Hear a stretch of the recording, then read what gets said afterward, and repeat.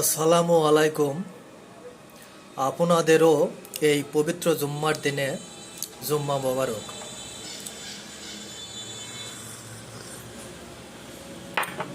আল্লাহ তাআলা আপনাদেরও উপর রহমত, বরকত ও শান্তি বর্ষণ করুন এবং আপনাদের নেক ইচ্ছা পূরণ করুন।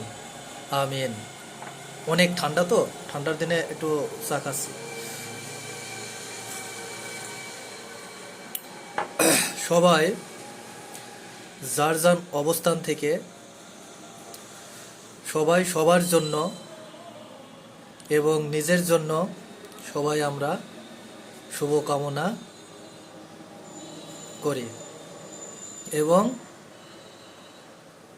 সবাই সবার জন্য দোয়া করি যাতে সবাই এই জুম্মার দিনে সবাই সুস্থতা থাকুক। আমিন। সবাই ভালো থাকবেন, সুস্থ থাকবেন, এটাই কামনা রইল। আসসালামু আলাইকুম।